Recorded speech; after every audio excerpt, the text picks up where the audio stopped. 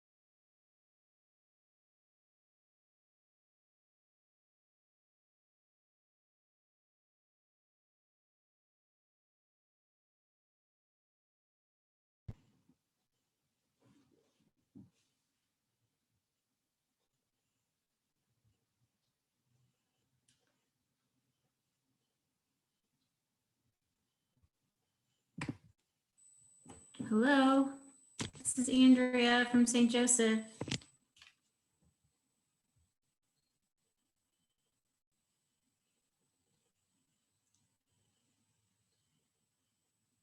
Can you all hear me? Yes, I can hear you. Hi.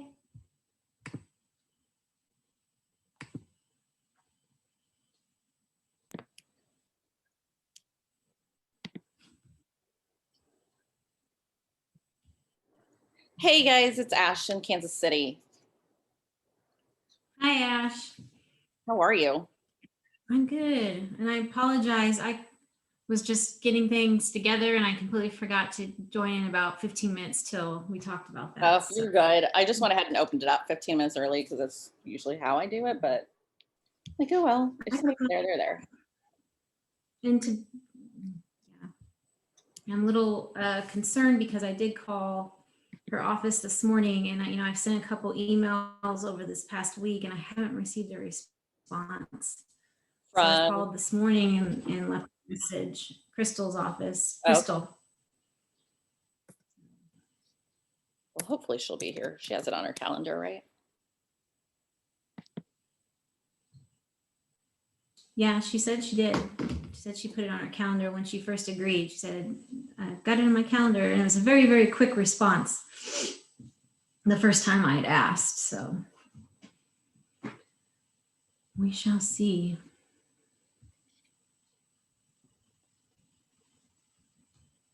Awesome.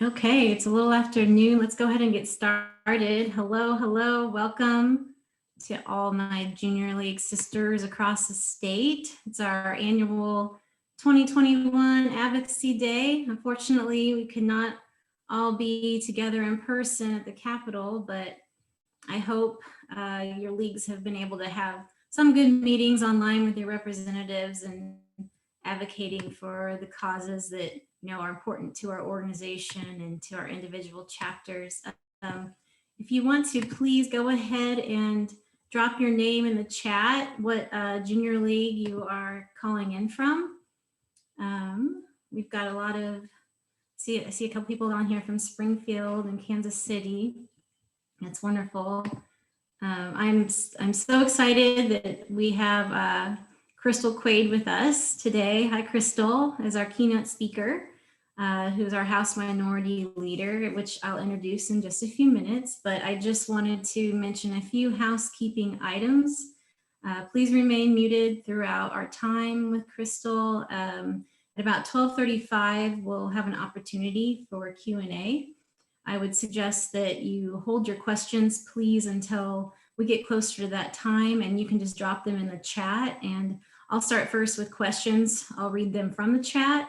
And then if there's time, I'll open it up for anyone to please unmute and ask your question in person. We want to have everybody, give everyone an opportunity to be able to meet Crystal, say hello in person. So, but also please be mindful to not speak over one another. I know it's challenging on Zoom, but we'll do our best. So I know Crystal is no stranger to our league sisters in Springfield, but I did want to go ahead and mention our junior league mission for her while she's on the call and give some familiarity. Our national mission statement is that we are an organization of women committed to promoting volunteerism, developing the potential of women, and improving the community through the effective action and leadership of trained volunteers. Our purpose is exclusively educational and charitable. Each of our leagues in Missouri spend a great deal of time, building relationships with other communities, organizations to empower women and uplift children in our community. So I'm elated for us to get to spend some time with Crystal, who you've really spent most of your adult life doing a lot of work that supports what I have just described. So since being elected to the state legislature, Crystal has been a tireless advocate for the needs of working families, fighting for more equity in our state, with a focus on combating, generational poverty, to uplifting oppressed and marginalized Missourians. She's been a huge supporter of our public education and early childhood education, and you're now our House Minority Leader. So that's awesome. So, I guess let's go ahead and get started. I wanted to, if you wouldn't mind, Crystal, introducing yourself. We'd love to hear your story, what brought you into politics, what inspired you to run for office, and then after that, if you wouldn't mind sharing what your experience has been as a woman in the Missouri legislature, or just in politics in general, that would be great. Awesome. Thank you so much for being here. Yeah, thank you, Andrea, and thank you, everybody. I'm really excited to get to take time today to be with you. And this is actually perfect timing because we just took a break for session. So you should have me for as long as you guys want me today. So thank you again for asking me to come be a part of your Advocacy Day. I know it's a little different than what you all were hoping this year, but I can tell you that this is just as impactful, in some ways almost better, because we can actually schedule time with you and probably get a little bit more time than we would have if you were just running up and down the hall. But yeah, so I'll tell you a little bit about my story. Happy to answer any questions throughout this conversation. So I grew up in Webster County, which is Southwest Missouri, in the Rogersville area, Fordland area, and moved to Springfield to go to Missouri State University and just never left. I studied social work, and I got into that profession, or wanted to get into that profession, honestly, because of my background as a child. I'm the first in my family to graduate high school.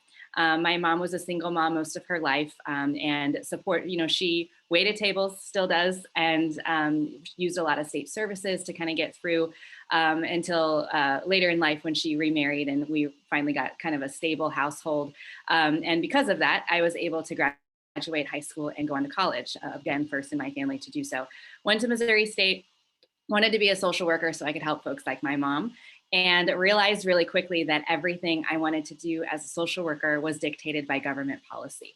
If I wanted to help single moms get more childcare services or what have you, it all boiled down to what government was dictating.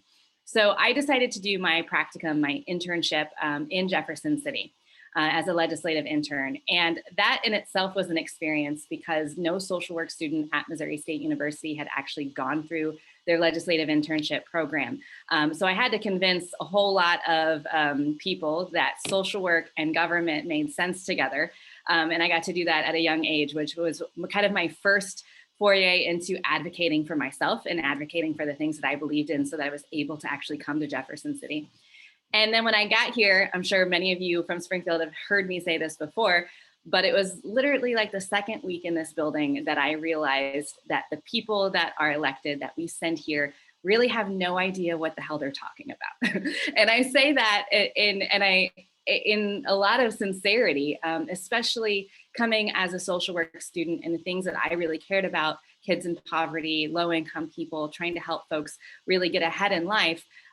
There were not enough people in this building who had lived that life experience, who could really bring that perspective to the table. So it was when I was a senior in college, I said, I'm going to do this one day. I'm going to run and be in the House. And honestly, almost every decision I made post then was to get me here today. After graduating, I went and worked for the United States Senate in the Springfield legislative office for Senator Claire McCaskill. And what I did there was constituent services work, which is essentially social work for government, where folks had issues getting their VA benefits or things paid for. They could contact our office, and I would help them navigate the red tape of government. And I did that for a few years. Then I went and worked on the campaign side, working as a community organizer, which was essentially teaching people how to contact legislators and how to be involved and how to do exactly what you guys do all the time. And then I did that for about a year and decided to go back into the nonprofit sector. I spent most of my time working for a fabulous organization in Springfield. I know our Springfield ladies are very familiar with Care to Learn. And what that organization does is focuses on the basic needs of students. So we did hunger, health, and hygiene funding, making sure that every kid, regardless of income, regardless of situation, has what they need to be successful in school. So things like toothbrushes and tennis shoes, making sure kids had haircuts, just the basic needs so that they don't have to worry about whether or not they're hungry and they can actually focus on learning. So I got to do that work for many years, really enjoyed it until this seat opened up in 2016. And actually the gentleman that I interned for was my predecessor. So when he termed out, I was able to run for this seat. I had a pretty challenging primary and general election that year. You all may remember Hillary Clinton was on the ballot. So it was a really interesting time to be a woman running for office, especially in a place like Southwest Missouri. And I was definitely not without the sexist comments and the things every step of the way. My primary opponent was actually quoted as saying that I'm the nice young girl who just had a baby, but I should wait my turn. I would knock doors and people would use very derogatory language targeted at Hillary Clinton as the female presidential candidate, tying me to her. It was quite an interesting process, but it definitely was my first push into, okay, this is what it's going to be like to be a woman in politics. I was fortunate enough to win that election and come to Jefferson City. And then I won my re-election as a sophomore legislator, and at that time decided to run to be the minority leader in the House of Representatives. And what that is essentially captain of the Democrats. I am the youngest that Missouri has ever had in our history. And I believe I am the first sophomore legislator to ever do that. Traditionally, because of term limits, we wait until your senior term, your last term in office, for that person to become the floor leader. But I decided to do it early for a lot of reasons. A lot of it was political things in terms of rebuilding the Democratic Party, doing a lot of on the campaign side of things. But also a lot of it for me was bringing fresh perspectives to the conversation around policy. Fortunately, when I got here, there was an influx of younger people who got elected. And we're seeing that a little bit more and more. Still a very small percentage of the individuals here. But I ran for floor leader, was elected to that position. It's been a great honor. And then was reelected again in 2020 and ran unopposed for floor leader at that time. So I am the first, again, to have a 4-year consecutive minority leader since the age of term limits in the state of Missouri. So it's been a really cool process to get here. Jefferson City as a whole, to kind of talk about what it's like to be a woman here, is a very interesting thing. And I can't talk about that without talking about the fact that I also am in a super minority party, because those things really go hand in hand when it comes to my experience here as a woman. If y'all don't know, there are 163 seats in the Missouri House. Of those, 48 belong to Democrats. So that means that the Republican Party can, we don't even have to show up for there to be a quorum to them to move forward with business. And that really affects how we strategize and what we do here to try to have influence. Things like giving our ideas to other people and making sure, that our bills are still getting across the finish line, but it may not have my name on it. Or trying to figure out some interesting strategy on the floor to make sure that our messages are heard. But I bring that up because, being a woman in this place, there are, I believe we're at 43 right now. We have seen an increase since I've been here every year. I think we started at about 31 was my first year. So it's getting a little bit better, but we're still in a huge minority. And it affects everything that we do. I won't lie, depending on what I look like, what I'm wearing, if I'm wearing heels or flats, depends on how much respect I'm given. And I hate to say that word, but I'm a short person and, I'm around a bunch of 6-foot-something men. And if I am in flats, then that also, they just talk to me differently. If I am not wearing makeup that day or I'm not put together, they definitely talk to me differently. And that is not based on party. I've had lots of conversations with women on the other side who feel very similar, which is just interesting. There's still a lot of the condescending things that happen. The most frustrating one that I've ever had, and I won't tell you all who this is because you Springfield folks, you would know who I'm talking about, but I had a really hostile debate with a gentleman on the floor, and you get 15 minutes to talk during a debate. And we went back and forth and it got real hostile, and then we got gavelled, meaning our time was up.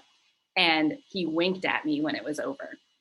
And it was such a feeling of good job, you did it. You made it the 15 minutes. And that kind of stuff happens all the time in this building. There's still a lot of, hands on the small of your back when you're walking into a room, all of that kind of stuff. But I will say that we've also made a lot of progress. When I talk to women who served way before me, things were very different and much more in your face about the condescending sexism and the things that happened.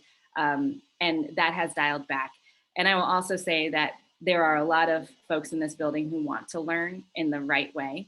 And so I view one of my roles, especially as a woman in leadership, is to use every opportunity as a teaching moment for men in this building.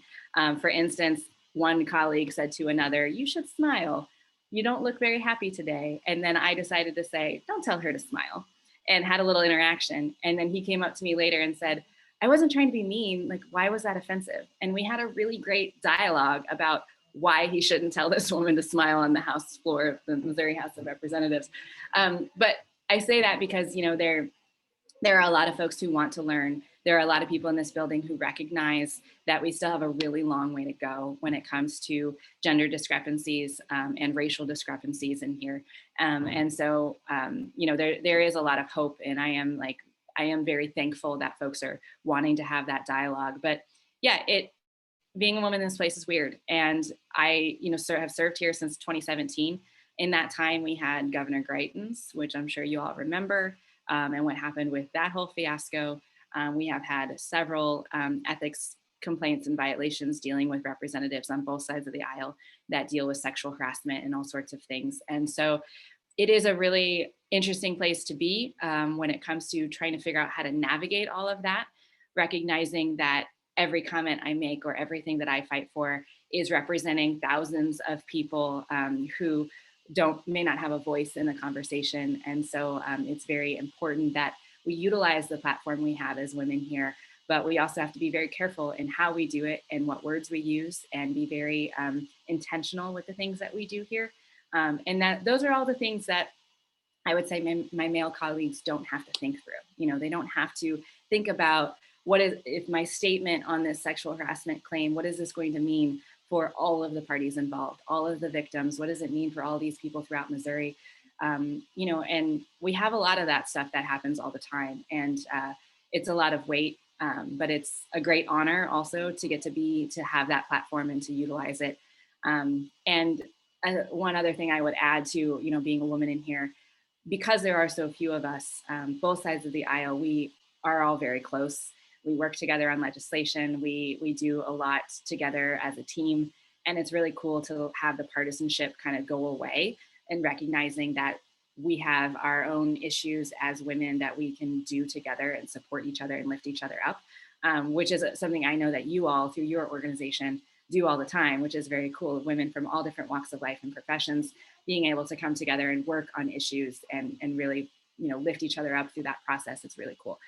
So we have a lot of that here in this building, which is really great as well.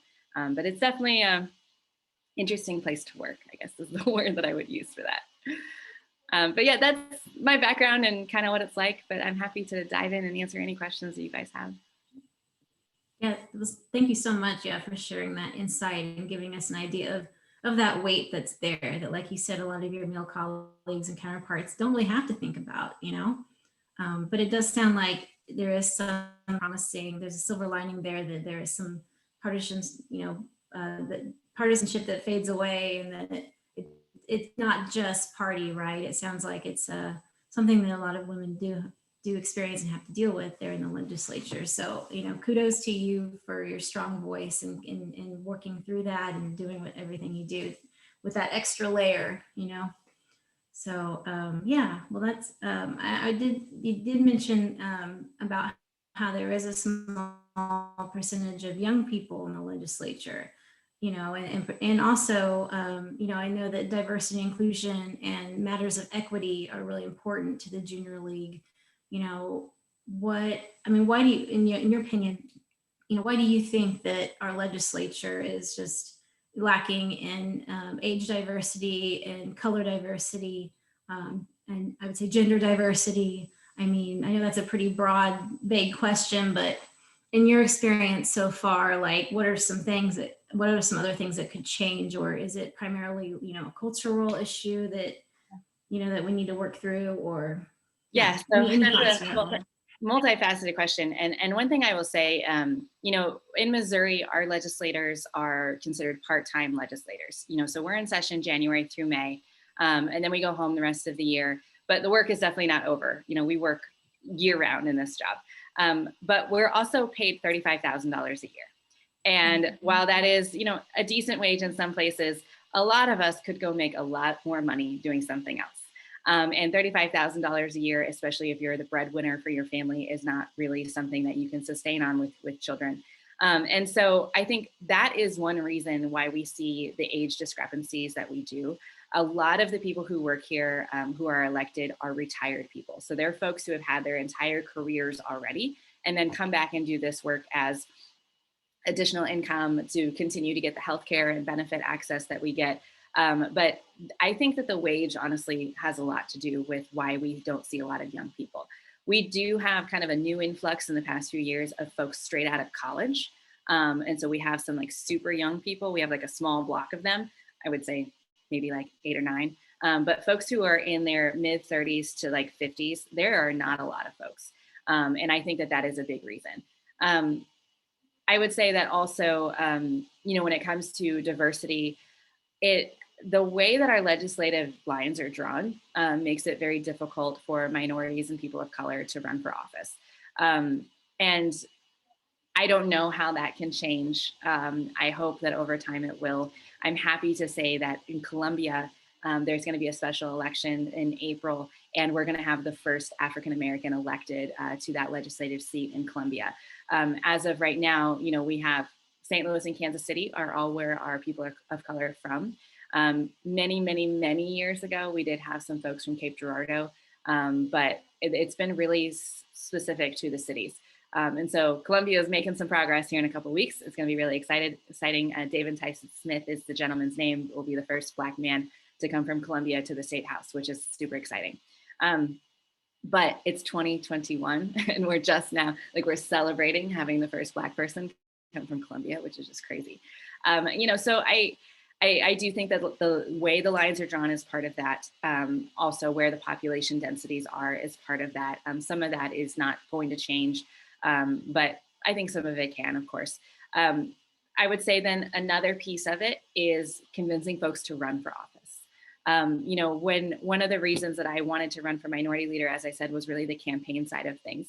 And for me, it was lack of support when I first ran for office from like institutional people. Like there was no magic Democratic Party that was like, here, Crystal, here's how you run for office. And so you really have to figure out a lot on your own. I'm trying to fix that. I'm trying to build infrastructure and support. But running for office is a scary thing. And trying to convince a minority or a woman to run for office when it's already going to be hard to win, you're running against like an establishment person or, a family dynasty or what have you. And then to not feel very supported in that process for a job that you're going to make $35,000 a year, for a job you're going to be away from your family half the year at a time. It is a lot to try to convince folks to do this work.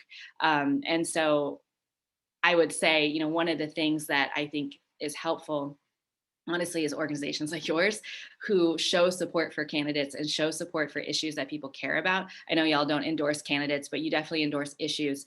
And when I'm running for office and I know I've got a whole team of people who are backing the things that I care about, that does make me feel more comfortable diving into something so scary like this. You reminded me, I think when you were up in St. Joe one time, and I spent some time with you, and we were talking about how it is challenging for some women to run for office, and this has always stuck with me. If you remember this, you said like it takes on average asking a woman to run for office 7 times, I believe it was. And for a man, it's like 3 times. So I just always remember that, we need to be persistent and continuing to encourage women because I think that it's not, obviously the legislature reflects that, but it's definitely something that, takes asking a few times at least. It does. And I would say, I know all of you understand this, but for any position of leadership, women tend to be a little bit more hesitant to accept the fact that we have skills and that we're ready. When someone asks us to do something new, it's like we have to think through our time commitment to our family or to, our home life. We think about, am I qualified enough to do this? Like, am I actually ready for this? Or maybe I should take one more class or one more leadership training or whatever before we dive into something. We're always second guessing our skill sets, and running for office is no different than that. Whereas a man is just like, yeah, sure, I can do it, because they don't really think through all of the intersectional things that women tend to focus on. And so, yes, those are statistics that are true and backed up by data that, women have to be asked over and over and over again before they say yes to something. And they have to feel supported and feel like other people want them to do it. I was the exact same way when I ran for minority leader. I ended up announcing my candidacy about 2 weeks before the election. And it took months of my colleagues being like, yes, you're ready. Yes, you should do it. Yes, you can win. Yes, this is why. And it wasn't my own idea. It was other people coming to me and saying, hey, you should do this. And it's just not that way for men, especially in politics. Well, I'd like to turn to, so we can get to some discussion on legislation now. Basically, I would like to hear, I think we would all like to know about any bills or legislation that are, really kind of a hot issue right now that are either in process or have passed or you hope to see pass that, really does serve to directly impact women and children, in Missouri. I know you've spent a lot of time in advocating for, recently in I can't remember what committee hearing it was, but there is a bill that was going through that impacts transgender youth. I think that's important to talk about because it is our children in Missouri. So if you want to kind of share a little bit about that and what's going on with that, because it is potentially, I understand, something that may come to the vote of Missourians. Yeah. And then, And then anything else that you know, that's going on and you could help educate some of our members about. Yeah, definitely. So first, with the trans youth bills, there are a lot of bills moving through the House of Representatives right now, targeting trans youth in various ways. I will say last year there were 19 bills filed. This year we're down to 9, so it's a little bit of progress. But these bills essentially, there's an array of them, but the one in particular that you're talking about deals with trans kiddos being able to play sports. So this is kind of a national movement right now. And I don't mean it to sound partisan. I will do my best to keep it so that it is not. But what we've kind of seen over time is, there was a lot going around the gay community on legalization of marriage, on adoption, all of those things. And there's been a lot of progress made on that front. And it seems as though that conversation culturally has now shifted to trans individuals. And I think a lot of it is lack of knowledge, lack of understanding of a dynamic of people that folks just aren't exposed to and aren't aware of. But what we're seeing are bills targeting kiddos. So it's either things like they can't play sports, or they don't have access to a locker room or bathroom. We are seeing a bill that says that school groups can't post posters talking about LGBT issues within schools. There's a lot of different bills, but the one in particular that we are really concerned about, and I apologize, I don't have the House number in front of me, but it's a House joint resolution, which what that means is it would go to a vote of the people for this to become law, would make it so that trans kiddos or children can only play sports to the gender that they were assigned at birth. And this is really problematic for us for a few reasons. Now, one, I know people have different opinions on whether or not trans individuals should be playing sports that they identify with, or that they were scientific at birth assigned on their birth certificate. That is a separate policy issue than the number one concerning thing that I have around this bill. We have seen, and there's so much data to back up, that anytime a vote goes to the people dealing with human rights issues and issues dealing with essentially someone's right to existing, we see a rapid increase in suicides and violence against that population. And so with this bill in particular, when we are asking neighbors to vote on whether or not this child should exist, I mean, I know it's about sports, but let's be real. This is a cultural conversation on whether or not those individuals are, mentally stable or should exist at all. Then we have these young people who are already a really at-risk population for suicide and violence against them. It's already a really vulnerable group of kiddos. Now their neighbors are voting on whether or not they should exist. And there has been, so like I said, lots of data across the country that show that suicide rates skyrocket. And so that bill as a whole, whether or not you agree with the policy, it going to a vote of the people is really, really concerning. You couple that with our lack of mental health and behavioral health funding in the state of Missouri, and the lack of access, especially in rural Missouri, for folks to healthcare needs, then it's like it just kind of spirals. And so we're really concerned about that bill making it through the process. We'll see, it's really early on to whether or not that's going to be a thing.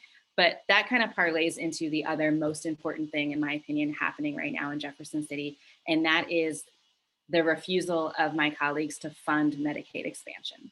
So you all know that at the ballot last year in the fall, by a vote of the people, we decided to expand Medicaid. That expansion is going to increase access to healthcare for about 200,000 Missourians. And a lot of that increased access is behavioral health and mental health services, which is something that we are extremely lacking.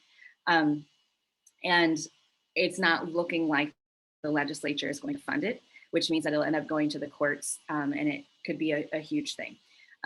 What is problematic about this, and I'm going to kind of get in the weeds for a second, so please ask questions if what I'm saying doesn't make sense. Medicaid itself is a giant block. And now in Missouri's Constitution, we have expanded who gets Medicaid. So that is in the Constitution, it is law. The question right now is how much money we are now going to put into this expanded population. So it's not whether or not those people are going to be covered, they are, but how much money are we going to give? And so what will happen is if we don't fund expansion through the budget process, we're going to see a decrease in healthcare to nursing homes, to people with disabilities, to these populations that cost a lot of money, that we are already short funding. And that's where we're going to see the lack of healthcare access. It's not going to be this bigger group of people that that folks don't think deserve healthcare. And so this is extremely problematic. The House bill is House Bill 20. What has happened this year is, and this has never happened before, but Medicaid funding is usually in House Bill 11 with a whole bunch of other stuff. So when we do our budget, it's all crammed in together with a whole array of different services and things. What they've decided to do is take Medicaid funding as a whole and pull it out of that bill and put it in a new bill called House Bill 20, which will allow for an up and down vote on just Medicaid itself. This can potentially open Pandora's box of us not getting federal dollars that we're supposed to get because we have to adhere to Medicaid regulations from the federal government to get a bunch of money in from the feds. It's just gonna be a huge, giant mess. And when it comes to issues around women and children, we're talking about addicted moms having access to healthcare post-birth. We're talking about those kiddos, instead of just having a year of Medicaid, actually expanding that so that they can get services for much longer. We're talking about, having screenings for children covered that weren't covered before. And you all know that if we can't have healthy babies unless we have healthy mothers as well. And so we're talking about a lot of populations that are very vulnerable and need this healthcare access. So I'm really, really concerned about that. That's probably my number one priority this legislative session, is making sure that we are putting the money in to get this kicked off so that we can get all this money back in from the feds. Like we're gonna get so much money back, which is just kind of mind boggling. But that one's a huge one for me as well. On the positive front, I talked with the Springfield ladies this morning about a bipartisan bill that we are all working on that deals with adding regulations to our residential facilities for children in state custody, or parents who put their children into a residential facility for, an array of behavioral health services. We have seen, and I know this is a bill that you guys have all adopted this year and are really putting your energy behind, but that one is actually going to come up today at 3 o'clock on the House floor, and we're really excited about having that get through the House. We'll have 2 votes. Today will be perfection. On Thursday will be 3rd read in the House, and provided that all goes well, it'll move on to the Senate. And what that bill does is really just add regulations and oversight to making sure that our kiddos are taken care of and that they are not subject to abuse and neglect in these residential facilities that they are cared for in. So really excited about that one. We have a few other bipartisan things that we've been working on just today. This morning, there is a seclusion bill dealing with our schools. Some of our schools throughout the state of Missouri have what are called seclusion rooms, where they put kiddos who are having kind of a mental health crisis. Instead of, they put them into like what's supposed to be a safe space, but we're seeing in some of these schools that they are just like essentially jail cells the way they look, just like a concrete room with no support and no, just putting a kid in a room by themselves until they calm down, which obviously has a lot of adverse mental health effects for those kiddos, especially if it's a child who might be on the spectrum, who is having, is needing something to, calm themselves down, some sort of stimulation or holding something or what have you. There's a whole array of things that kiddos may need. And so it's actually banning these seclusion rooms unless they are the specific autistic approved seclusion rooms where they have all of the things that they need in there. And so that's been a great bipartisan bill that Representatives Ian Mackey and Dottie Bailey have been working on for a few years. Looks like it might make the finish line this year. So there are some really good things happening that we're working on. But like I said, for us right now, ultimately the Medicaid expansion is the #1 priority.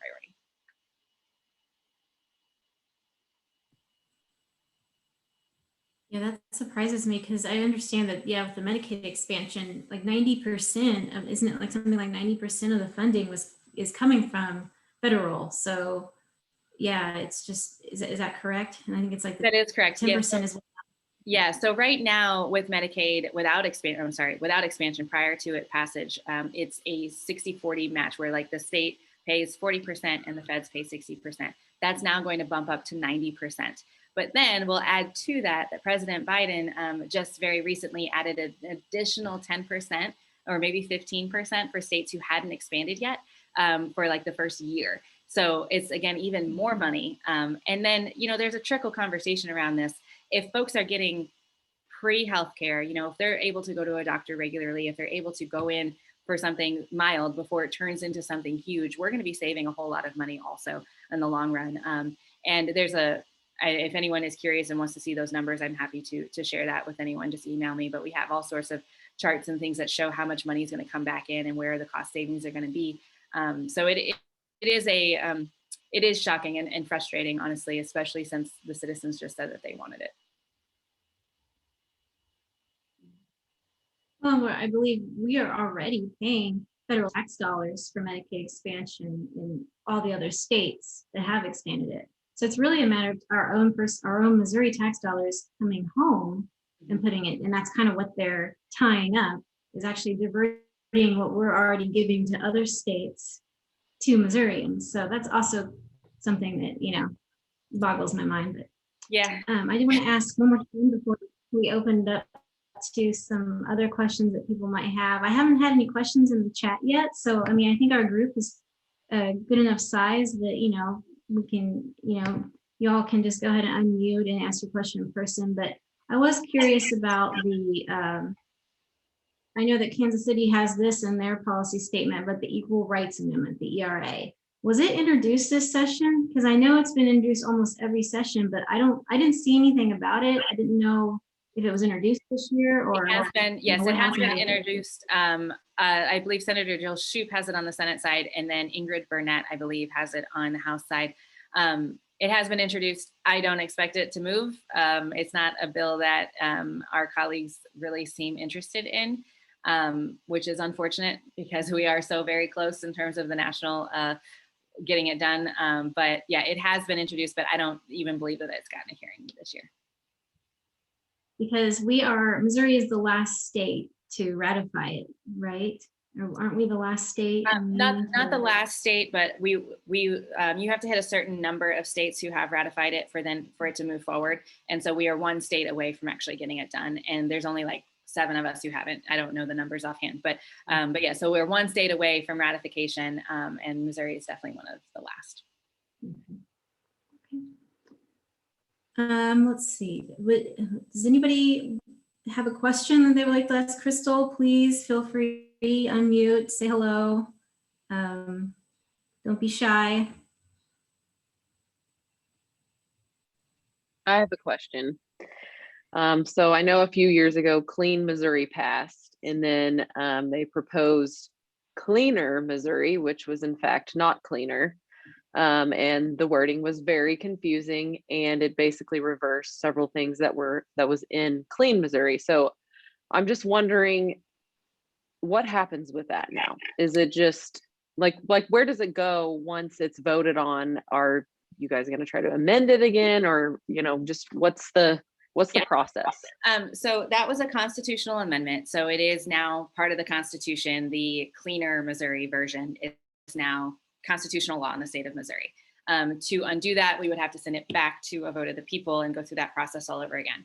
The thing is, census data is already coming back. So redistricting, the redrawing of the legislative and congressional lines is happening now. So it's just too late, essentially. But what it means as a whole, for folks who may not know, when Clean Missouri was part of our Constitution, what was going to happen is once we acquire census data for our population, then there was going to be a nonpartisan demographer, somebody who actually his profession is in map making, to draw the lines and use the data and do it, in a nonpartisan way.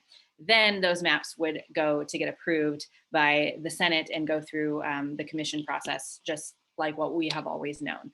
What it was before that was that we drew the maps and then it went through this approval process. What is happening now is a little bit different than what it used to be in Missouri. And this is, again, I'm going to kind of get in the weeds for a minute, but I think it's important that folks really understand how this works. So the legislature, us, we get to draw the congressional lines. So those are the folks that go to DC. And then the governor gets to pick people to draw the lines for our legislative and Senate seats. So the governor will pick from a group of people. Each party will get to nominate people and say, these are the 10 people that we would like as Democrats, these are the people we would like as Republicans. And then the governor gets to pick from those. And then he also gets to appoint just random people to this commission. And then those folks will draw the lines, and then it goes through an approval process. But what is really different post the second version, what I like to call Dirty Missouri, is the way that we count people in the state of Missouri. We are now the only state in the entire country to only count people who are allowed to vote when it comes to our legislative districts. So what that means is, like, right now, I represent about 37,000 people. That includes children, that includes immigrants who might not be able to vote yet.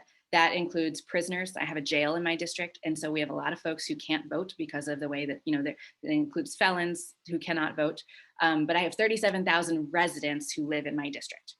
What this means now is that we are only counting people who have the ability to vote. One person, one vote. So now I'm not counting children. I'm not counting inmates, which I have the large Greene County jail in my district. And so I could represent 50,000 people, and then the representative next door to me can represent 20,000 people, because we're only counting voters. Now, again, we're the only state in the union to do it this way. Most likely what's going to happen, if that is the route that this commission appointed by the governor chooses to do, that it will end up in court, because that's not really, on the national constitutional scale. Like, we are representatives of the people, not just voters. And so it's yet to see how that plays out. And then to compound kind of the complexities of what's going on right now, this US Census is so behind. Normally in a redistricting year like right now, we would get this information in about March of the census data. We're not going to get it until September, which means that we won't be able to draw the lines until November, December, and then it'll go through a court process. And by the time I file to run for office again in February, there is a very good chance that I won't know which legislative district I will be representing. So it's kind of a mess. Wow, that's crazy. Thank you so much for the update on that. Yeah. I have a quick question. Crystal, I know you were talking about the intensive behavior of the kids that might be like in isolating rooms. Are you talking about the people's jobs are looking at, or the positions, what they're doing for the kids? Like, is it for early childhood, or is it just intensive kids of trauma families? Yeah, so this is actually in our K-12 school districts. So there are some districts that have isolation rooms, and some folks, there is data that shows that some of those rooms are beneficial and helpful, and especially when they've got the proper equipment and proper staffing and all of that. I have a kiddo on the spectrum, so there are special seats and all sorts of cool stuff that you can have for these kiddos. What some of these school districts are utilizing for these seclusion rooms are literally just an empty room. And so what this bill will do is make it so that they can't have those empty rooms anymore, that they have to have the professional who understands how to work with those kiddos who are in a behavioral health crisis, and have those tools there accessible for the kid. And we can't just put them in an empty room. I agree. Okay. I know So I have a question. Oh, go ahead. Oh, I'm sorry. Did you have a follow up with that? Okay.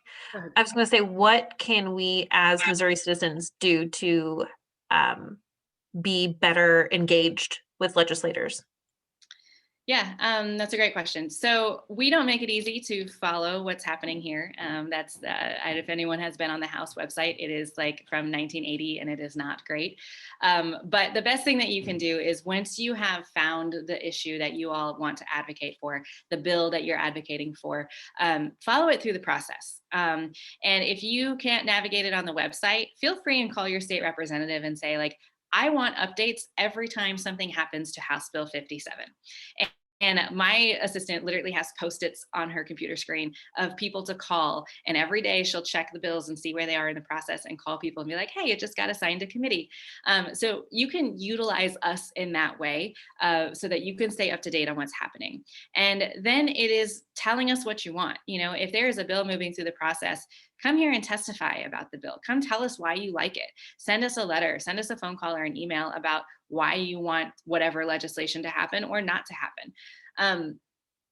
in any given day, and I know it's COVID right now, but even outside of COVID, we will have a committee hearing where we hear a bill and the only person who talks is the bill sponsor or the lobbyist who's paid for by that industry. And there are over 2,000 bills filed. And when I would have a committee hearing with like 5 bills, different pieces of legislation, we might have like 1 or 2 people there to talk about a bill.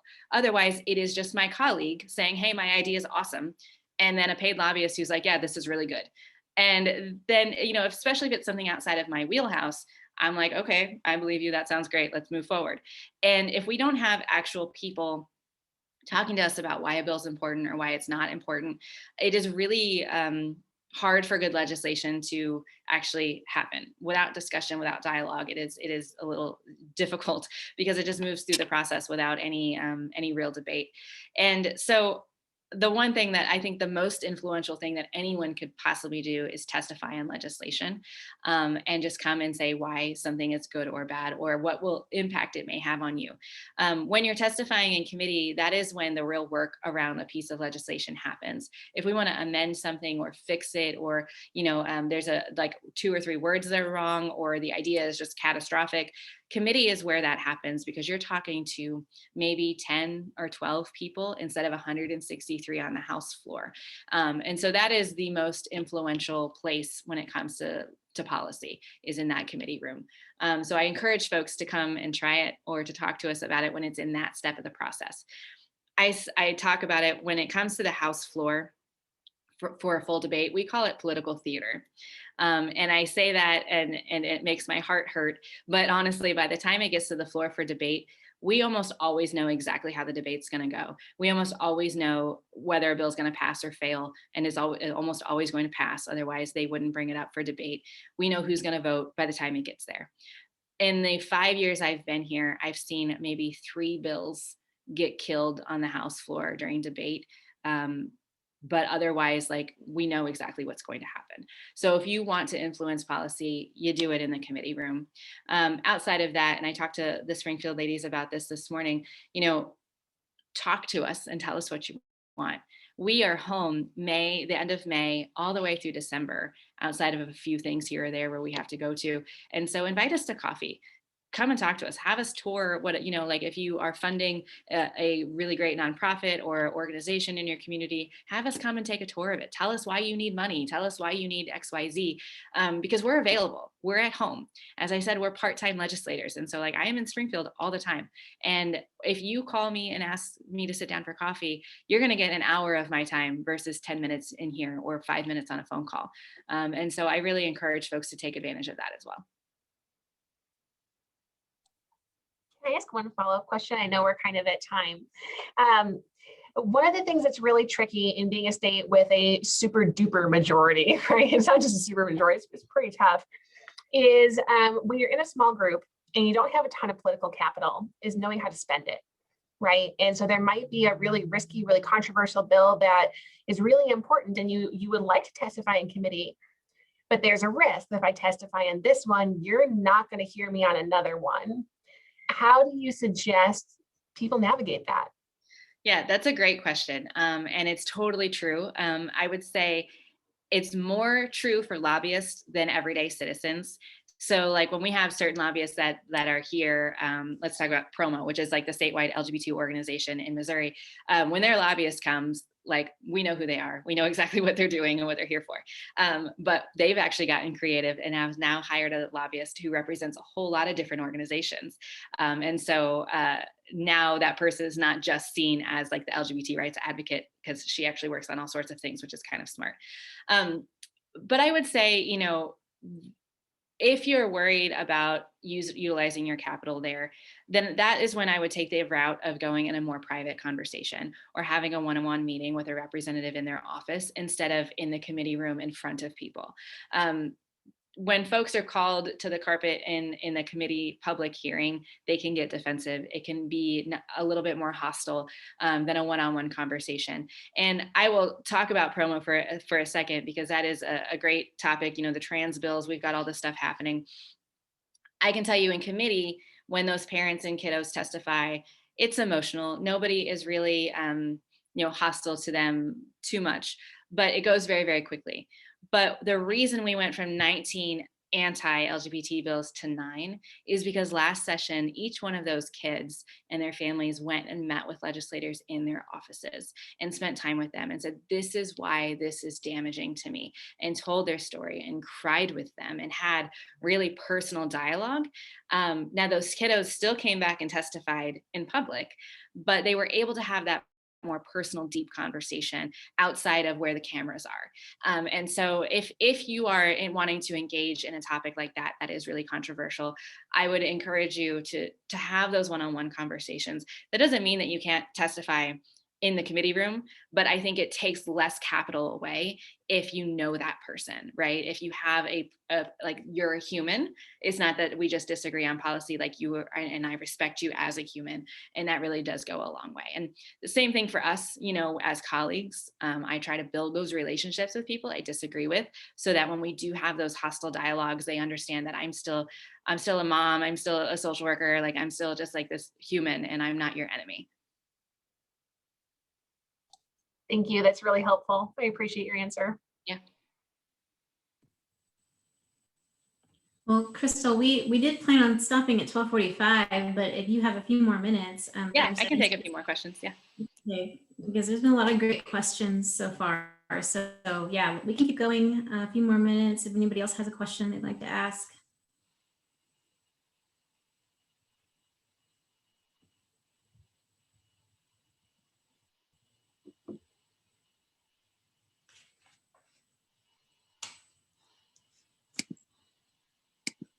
If not,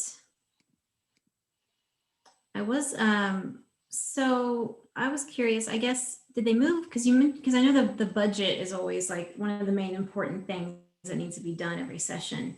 But I thought it was generally at the beginning of the session, but is it going on this week right now as well? Yeah, so it is actually all session long. So it is on time right now. What's going on this week? There are 3 stages of budget in both the House and Senate. And right now we're on stage 2, where the committee, the budget committee, which is our largest committee, is made up of 28 members, has subcommittees underneath it. So the subcommittees have already had their hearings where they kind of shuffle money around. This week, the big budget committee is meeting where they will shuffle money around. And then once they vote all those bills out of committee, it will go to the House floor where we go through that process again. And then it goes to the Senate and they do the same thing. So we are on time. Everything is moving right along. But yeah, this week is a very intense budget week. Yeah, it sounded like it. So yeah, thank you again for taking this time and being with us for almost an hour now. So this has been great. Let's see. If anyone else does not have a question, I know, Crystal, you're very, very busy. So if there is no other questions, then I think we will go ahead and transition to our usual Junior League updates for our individual chapters. You're welcome to stay on, Crystal, and hear what we're up to. I will jump off, but thank you all so much for inviting me. This has been a great discussion, and thank you all, honestly, for your involvement in this. Like, I know that Junior League has so much on your plate, but I love that you all take public policy into account in everything that you're doing, because it makes such a difference. And as you guys know, your organization is so respected for the work you do in your community. To then take that respect and work on public policy at the same time is really, really cool. So thank you all so much for what you do, and thanks for having me. Bye. Thank you so much, Crystal. Bye-bye. Okay, that's great. All right, so we'll go ahead and get into the know all with our leagues and everything we're up to. On the call today, we have myself that will be speaking on behalf of the Junior League St. Joe. And then we have a couple other representatives from Kansas City and Springfield. I think we'll start, I'll share a little bit about St. Joe, and then we'll go into Kansas City and then Springfield. And then if there's anybody on the call from St. Louis, please feel free to chime in and give us an update on what's going on in your league. But yeah, so on the St. Joseph front up here, I guess you all, we know every year we talk about, because we're very proud of this, our Cinderella's Closet program. So that's going on right now. It's a program, for some of you may not know, that it's grown over a couple decades. It's a program that provides prom dresses, shoes, accessories to low-income teenagers in St. Joe for prom season. They are moving forward with prom season. So we decided to go ahead and open that up, and we're doing by appointment only, trying to keep it as COVID safe as possible. But you know, it's such a great program that really alleviates, you know, financial burden for a lot of parents in St. Joe. And so that's going on right now. And another new program that we may not have talked about last year that I wanted to mention is it's called Hope Totes. Our new member class works on it, and previously our new member class would focus on Cinderella's Closet, and then we transitioned to Hope Totes. But it's a wonderful program that we take donations from the community, and we put together what essentially are like care packages that we give to children leaving our local children's home called the Noise Home as they transition from the children's home out into whatever their next step is, and also to women who are leaving our YWCA shelter. Because in the past, they've always just had like a trash bag that they just get sent out with, and it's just a nice, more of a big, nice care package that, you know, that gives them, as the name suggests, Hope Totes, that there's a lot of adults out here in the community that are thinking of you and rooting you on, and we care about you. And so it's really cool. We helped like 147 kids and women last year, or in this recent past year. And it was really interesting because we had one of our representative appointments this morning. He was unable to join us because he got stuck in committee, but his assistant actually was a foster child. And she mentioned that, you know, that's something that it's a very detailed thing, but she actually understood that, yeah, that's what happens when kids leave the children's homes, or they go from foster care facility to wherever they just had trash bags essentially. So she's like, that's something that's really cool that no one's ever really thought of. So that made us feel really good to hear about that. Somebody's actually had that experience before. So that's a couple. Oh, and then the other major thing we have going on as a league as a whole is every year we give out library grants to the schools. And then we expanded that a couple of years ago to provide grants to other organizations in town that will apply. So we have a big fundraiser in the fall. That's our half marathon. It's a 5K half marathon that we do in the fall that brings in a good amount of our funding, and we use the funds that come in from that to go towards the library grants and our other organizations in town that we help out. I think we had something like 23 organizations this year that applied so far, if I remember correctly. But so those are a few of our staple programs in general. For the Public Issues Committee that I'm chairing this year, unfortunately, my assistant chair couldn't be on to share in our update, but obviously we do the Advocacy Day. Something I was really excited about that we had back in January, we do what we call a wine about public issues. So it's a play on words, you know, wine. And so we typically like to have, you know, wine, and we get together and kind of, it's a very casual forum. We have local city leaders that come, and every year we have a different theme of issues. And in January, our focus this year was on systemic racism. You know, what it looks like, how it has existed historically, not just in our country, but even locally in St. Joe, and how that looks today. And so we had a member from the NAACP, we had a woman who's a professor down at UMKC who, you know, she's actually a scholar in issues of race and gender studies and women's studies. And so that was very informational and really educational, and there was a lot of great dialogue that happened. So that was great. And then I think we're working on right now trying to have another forum on we'd like to get a couple educators in from our district to talk about what we're seeing as the impact on children from COVID, on their learning experience, on the, if there's any data out there, any research going on to kind of see what this whole new online school this whole year, how it's impacted our kids, and then like resources, any tips on, any counseling, mental health issues that have arisen. That's going to be kind of our next public issue that we'd like to try to get together before our league year's over. And then we'll do Little Black Dress Initiative towards the end of April. That's when we start. I know some of your leagues have already done it. Awesome. So then we have that's the last on our list for the end of the year. I think we wanted to kind of spend about 5 to 10 minutes, but I think that's all I have to share right now. I think what we'll do is I'll turn it over to Ash, and then at the end of our league updates, we'll open it up to questions at that point, kind of like we did with Crystal. We'll just save all of our questions until the end. So I'll turn it over to Ash. So Ash Perulikar, sorry if I pronounced her last name incorrectly, but she's our she's a community conversations and advocacy chair for the Kansas City League, and she's also the incoming director of training for Kansas City. So Ash, if you want to. Sure, I will take it from here. I'd also like to introduce you guys to Katie Claus. She is also on the call. She is my current Step Up chair for community conversations and advocacy.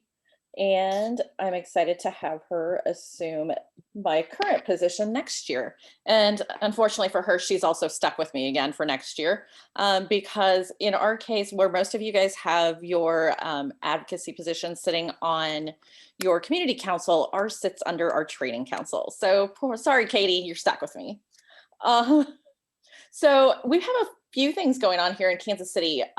First up, before I kind of want to go through some of the other stuff before we get to like our legislative agenda and policy statement for this year. But first up, we did in September unanimously vote to add a DE&I director to our board of directors here in Kansas City. That position is going to be filled by Monica Curls. And since this is Advocacy Day, I feel like I would be remiss without acknowledging, if I didn't acknowledge the fact that Monica Curls, you may recognize her last name. She is the daughter of Phil Curls, who was a member of the Missouri House of Representatives and a senator for the state of Missouri, or I'm sorry, in the state Senate as well. And then her mom is Melba Curls, who has sat on the Kansas City, Missouri City Council and also has been in the Missouri House of Representatives. And her cousin is Kiki Curls, who's a former Missouri State Senator as well. So I'm super excited to see Monica taking on that role next year. Now, this year, we also, we have 4 fundraisers here in Kansas City now. So this was our first year doing Little Black Dress Initiative, and that helped us raise almost $55,000 this year. So not bad for year one, and hopefully we see that go up as we move forward with it.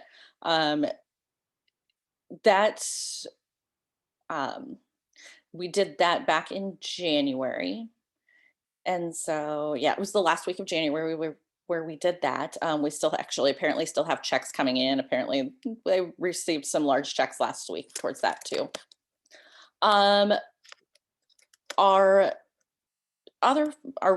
We also had a fundraiser earlier this month, and I think a couple of you may have attended C3KC because it was virtual this year. C3KC actually, so I am also a past chair of C3KC. It is, for the first time, it actually, so it has been growing year after year. It's this past year, it's the 4th year of C3KC. They had almost $102,000 in sponsorship this year, which is amazing considering It's been hard to get a lot of sponsorship this year due to COVID and everything else going on.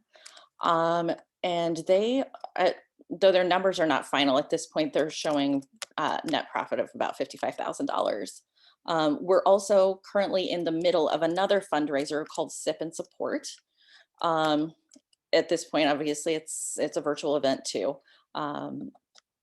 And that will be ongoing here through April 15th. So it's an auction and raffles and everything else that go along with that. Our holiday mart obviously normally attracts 20,000 people, but with having to go virtual this year, there's our hugest drop in revenue. And so we're hoping to, so obviously budgeting is super difficult for us at this point for next year. So the ladies on our budget committee have been putting in a lot of extra time trying to figure out all of it. And so this kind of takes us to our league focus areas. So typically this league is focused on abuse and neglect, childhood development, and women's self-sustainability. As part of my role and Katie's role this year, for the first time in over a decade, we finally revised our legislative agenda and policy statement. Obviously, it was long overdue. We're focusing now on elevating women and children, elimination of systemic racism, and addressing equity in healthcare. Obviously, there's a lot of individualized topics under this, and I'm not going to go through all of those details with you. I know that Andrea and Paige both have copies of the most recent version of that legislative agenda and policy statement, and you're welcome to share those amongst your group. But if I have to go through it, it's going to take probably 20 minutes, and we don't have that. So, but one of the things that we're doing with this legislative agenda, and also including it as a policy statement, is this now becomes kind of, along with our strategic plan, becomes a backbone for our league. So this is the lens through which we're going to evaluate our signature programs, our focus areas, how we provide funding to our communities through our community endowment fund, through our community volunteers and grants committee, and I think I already said signature programming. So those are, we'll also take that into account when we look at our budget, when we look at membership recruitment, when we look at all of the areas of, or all of the aspects of our league. That policy statement now comes into play. So it's a huge step for us, and one that we have kind of gotten away from over the last 20 years. And so we're bringing it back because it's important for us here in Kansas City to make sure that we are attacking the root of the problem rather than the symptoms of the problem, because that's really the only way that we can move forward and actually make sure that change is equitable. Other than that, I don't think I have anything else at this point. So I'm going to turn it over to Paige, who's the chair of public affairs in Springfield, and Courtney Hayes, who's the president of the Junior League of Springfield.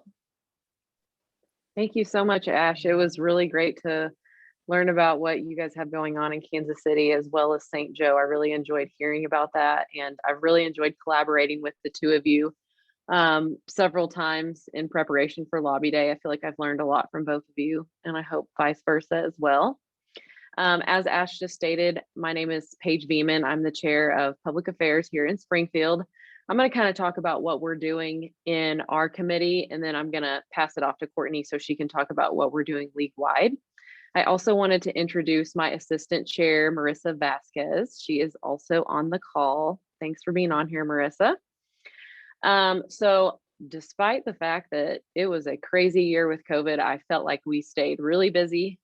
We got really innovative, and our theme for the league this year was #pivot, and that we did. Every single thing that would have played out normally had to pivot. It was all different, and it was crazy, but it was fun figuring it all out. And I have such a great committee, so that helped a lot. So we kind of kicked off the year by like late summer, we did a women's suffrage movement celebration to commemorate 100 years of women's suffrage. And it just so happened that our local museum on the square was having a women's suffrage event. Sorry, that they were having like a women's suffrage exhibit. And so they let us hold a socially distanced event in there. It was kind of funny because we all show up with our masks, which is exactly what was happening 100 years ago during the women's suffrage movement with the Spanish flu. So it was pretty cool to go and read all about that and stay at a safe distance. We also made protest signs and got a picture in front of the museum, which was just kind of something fun that we did. It wasn't like, you know, something that raised money, it was a lot of money, but it was fun.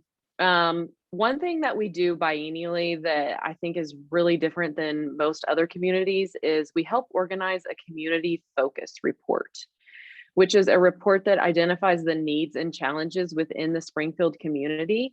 And all of these different people in the community get together for the unveiling of this report and then make decisions about how we're going to spend money in the community and what we want to spend it on based on, you know, red flags or I think it's like red flags or green stars or something like that. And so it's really neat to be a part of that, help with the organization. That wasn't this past year, it was the year before, but we do that every other year.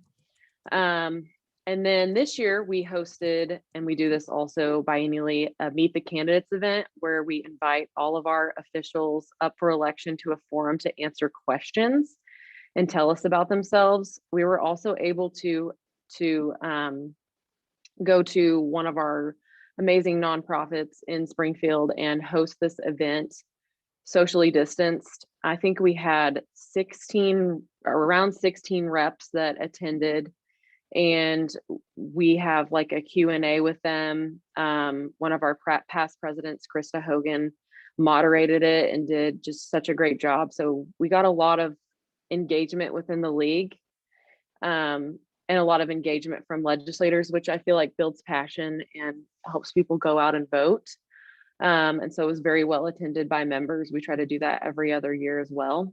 And then just this past year, for a couple of different events, we've been working with the League of Women Voters on a couple of different events, but this year we called it like our community partners event, and it was a play off of Meet the Candidates. So we partnered with a lot of influential organizations like League of Women Voters, MSU, OTC, Leadership Springfield, even KSMU was involved, and they broadcast several of our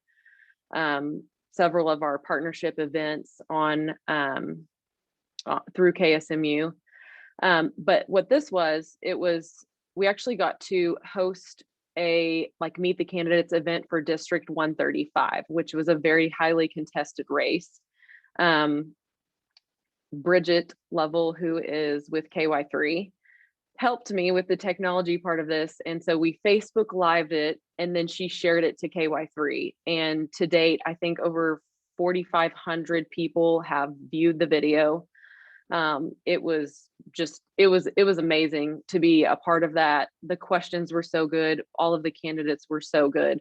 And the seat actually ended up flipping blue, I think, for the first time ever by 79 votes. So I would like to think that we were just a part of getting people involved in, watching that and attending it and being more passionate, because there were some really great conversations that came out of that. And then, of course, our most prized event is Advocacy Day. This year, we targeted some of our more newly elected reps. And of course, we were able to meet with Crystal Quaid, which was always an honor. But as she mentioned on the call, we discussed House Bill 557, Protection of Children.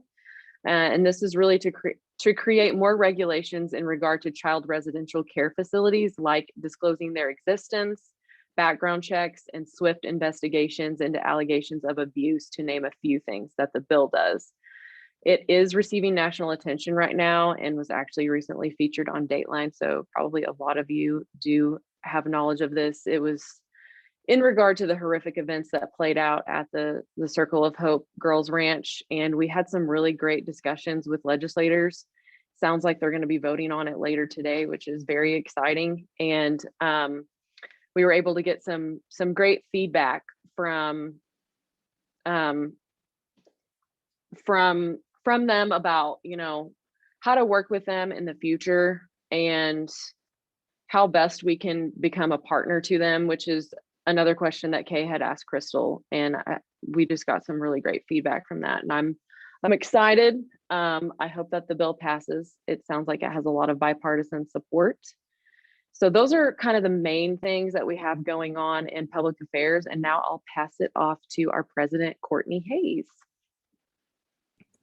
Thanks, Paige. I just Hi, wanted you to tell bet. Kansas City, thanks or congratulations on your Little Black Dress Initiative, $55,000. That's a very successful go for your first round, especially. And then I just wanted to mention for St. Joe, I love that Hope Totes. Is that what you called it? That's a very cool idea. I hope something like that would eventually spread across the entire foster care system. That's a very special group of people and families that get involved in that. So just a couple of cool things that I've noticed. Obviously, Paige is amazing. She has led our public relations team exceptionally well this year and done a phenomenal job with Advocacy Day as well. For the rest of us in the league, I am also lucky to have our president-elect with us. Allison is here, and she actually took on the board decided to re-engage our DEI task force this year. So we kind of focused on that since we had a little downtime with our in-person events. And she took the lead on that along with our immediate past management director. So they have done phenomenal work in that area for us. That is something that we've kind of lacked in. Probably other leagues are probably a little more advanced than maybe we are here in Springfield, but we specifically have some socioeconomic disparity in our league, and just generally DEI education and initiatives, they have really taken and moved us to the next level. So I just wanted to touch base on a couple of those things. They've successfully received a couple of grants that helped with funding since this was a year we were slim on our budget, which has been an even greater blessing to us. They have held online workshops led by Francine Pratt, which is a well-known and respected woman here in Springfield that leads those initiatives. And then we did want to take a moment to invite all of you to attend. We have our first, it's open to anyone who wants to come, but we're going to have an event in April. I believe it's April 28th, and we're going to have Vicki Clark. Francine Pratt will also be a speaker. And then we have a local Springfield, from the city of Springfield, that will also be speaking that day. And I didn't want to miss out on anything. Allison, did you have anything you want to give a shout out for that event coming up? No, we're not having to charge for it, so that financial obligations are not restricting to anyone. So we're happily accepting donations for DEI initiatives. And so it's got a personal group, organization, and then community standpoint. So it's really informative to anyone who would like to attend, and we would love to see anyone there. Thank you so much. Yes, so if anyone would like to attend, you can find the information on our website, which is jlspringfield.org. We would love to have you. Some other fun things we're doing our first ever virtual charity ball, which is our largest fundraiser. We had to cancel that last year. So we are hopeful that it will be successful for us in the virtual world this year. We've also done some supplemental fundraising that have been kind of fun. Like last night, we had a cookie decorating class. You got a kit, and then we all decorated cookies on Zoom. So that was fun last night. So we've done a few of those. We did a yoga class, a charcuterie board making class. So we've tried to do some periodic fundraising to supplement some of our larger fundraisers that we've not been able to have. On a positive, we've been able to maintain our plaid door, which is our resale shop. We have taken all of the safety precautions that are required, and we've been able to keep that open about twice a month. So we've still been able to provide those services for our community, as well as uphold all of our commitments to our local partnership organizations that we committed to in June for the year. Some of them have canceled due to COVID restrictions, but for the most part, we've been able to continue with those relationships and events for them in one way or another. They may not have looked like what we've done in the past, but we've been able to be there for them. We have also, part of our DEI initiative work has been to implement it in other areas of our organization. We've done that by adding payment plans for dues. We also offer rolling admissions this year. So if you can't make the, June cutoff, we're able to take in classes throughout the year. So we've tried to do some of those things to make it more inclusive to people and just offer just general opportunities for more people to be engaged and to better Springfield and our state of Missouri to join with you guys. I know we did have some participants in the Kansas City event, which has been fun. And we've also, another thing we did this year was we have taken on a new platform for fundraising, which some of you may already have, but we've never had an online fundraising platform. And we were forced to do it for COVID this year, but we hope that it will actually give us a better return in the years to come, even when we can go back in person. So we've had some pretty good benefits that we have learned from COVID, and we have a solid team, and it's been a great pleasure to serve as president this year and to work with Paige and Allison and everyone else on there. Brittany, who's also on here, she actually led one of our GMMs with discussing some mental health issues that was phenomenally done. So she did a great job. So it's just been a team effort this year, and we're just happy to be here and be part of the overall group from Missouri. And thanks for having us.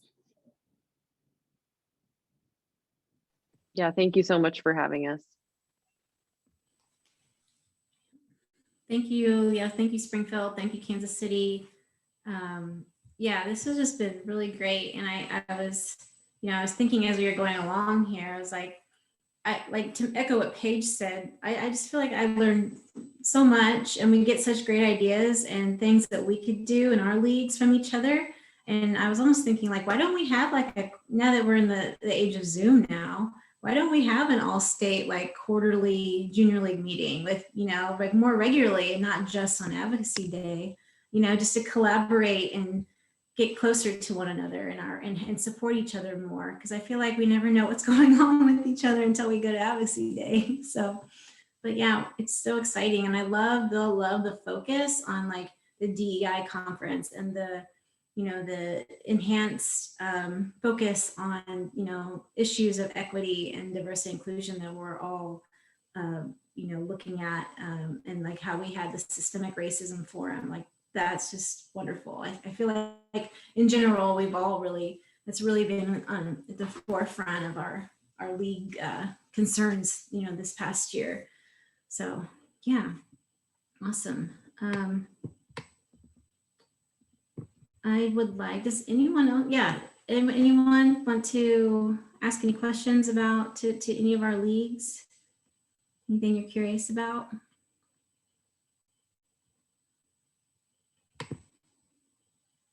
I'm curious because for us, I know that you guys, that St. Joe and Kansas City doesn't do this, but we go to the board, we bring specific bills, and we hopefully get them approved. We're fortunate enough to have several different options this year that aligned with our mission statement.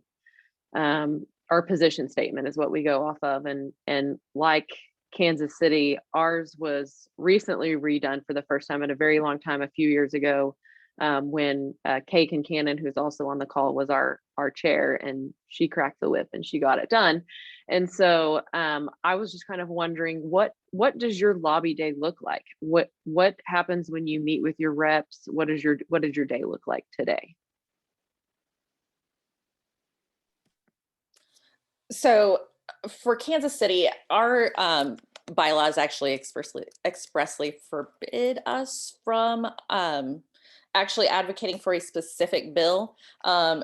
Mostly because of legal ramifications and the fact that we're not, at the end of the day, most of us here are not able to completely dissect some of the crazy language that goes on in these bills. So for that reason, we don't advocate for anything specific, right? Now, what we will do, like what we do when we do meet with our reps is we will talk to them about what our focus areas are, kind of like what we did just a little while ago. And we'll also talk about like some of the, like the more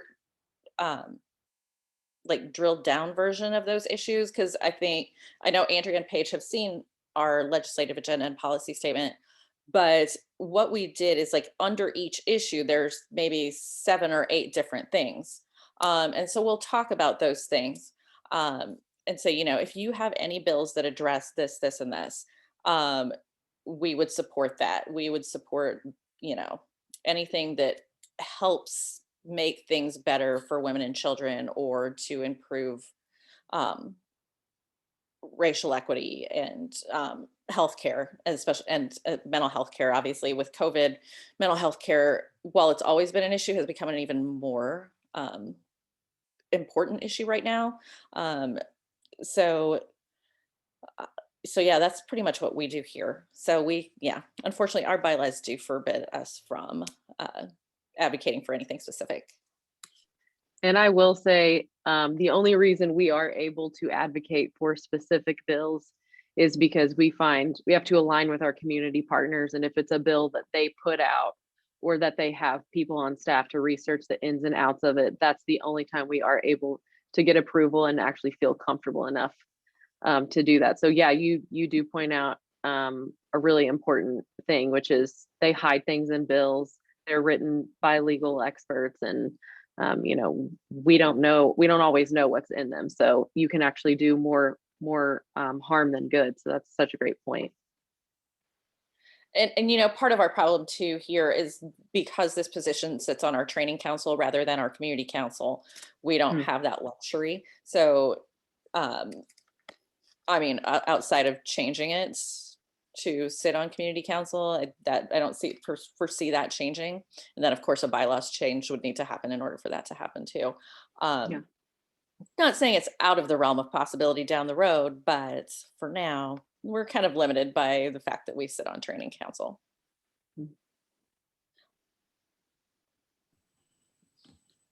And I'll go and share for St. Joe. So we have 3 House representatives and our senator. We had 2 meetings. Typically, we just have our lunch and we have our meetings with our representatives. I know Paige, you said that Springfield sometimes will do another event, like a donation drive or something on that day. But yeah, we usually just have our meetings and then the luncheon. But so we had two appointments this morning or advocate for any specific bill. I think a couple years ago we came close to a bill, but it wasn't supported enough to actually, go down to Jeff City and advocate for.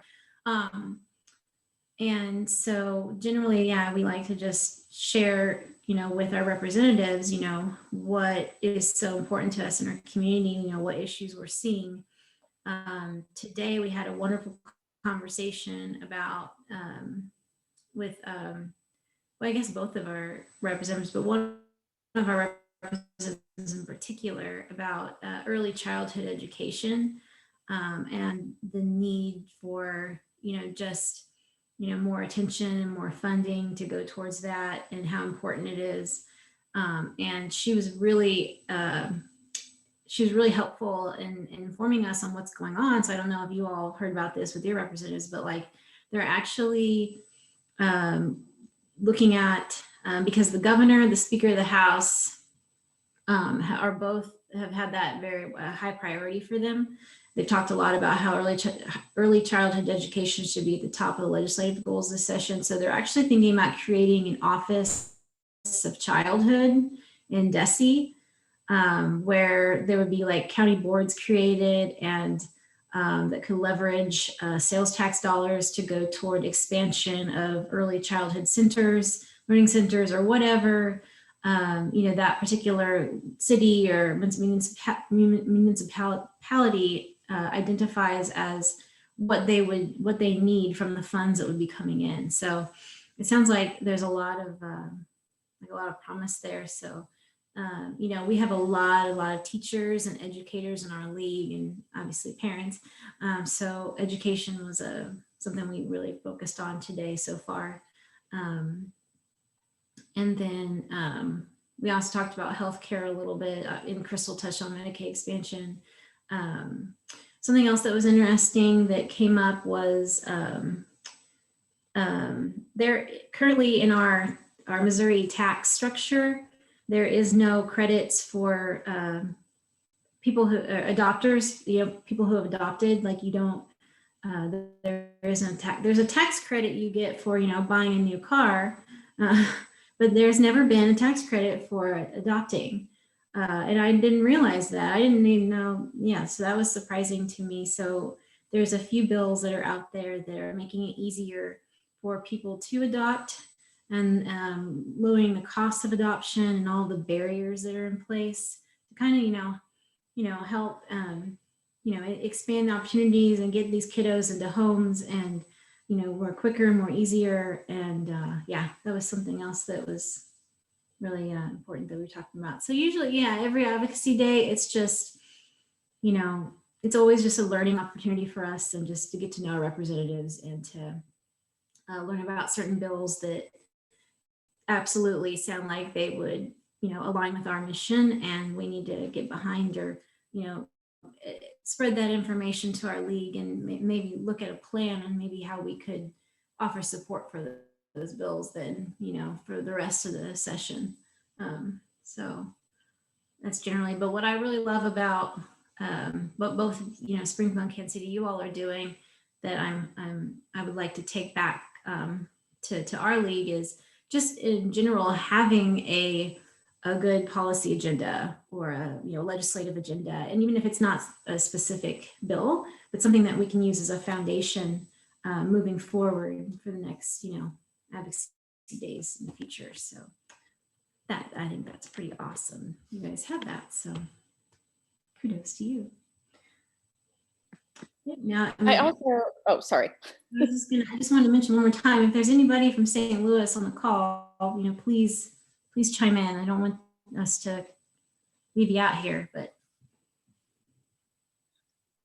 Sorry. So what I was going to say, just the other thing, and I know that Paige and Andrea know this already, because obviously we've been spending a little bit of time together over the past, you know, several months.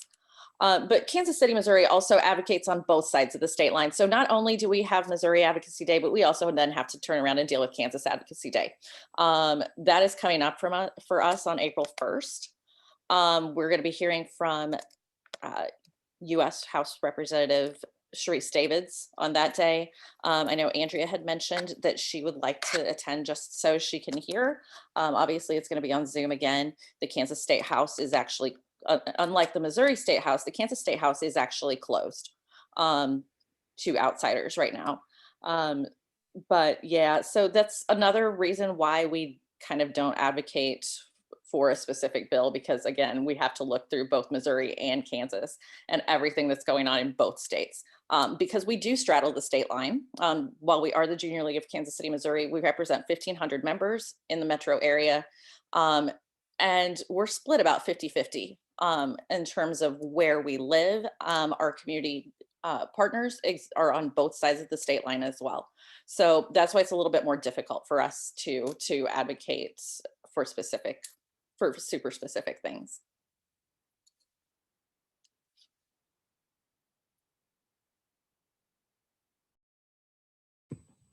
Yeah, I always tend to forget how, you know, there's the Kansas side too. You know, you guys have a little bit more of a complex structure there, so that makes sense. You know, and we do also have another league here in the area that does sit on the Kansas side, Wyandotte and Johnson County, which is also part of the Kansas City metro area. But they're not quite as active. They have active membership of 33. And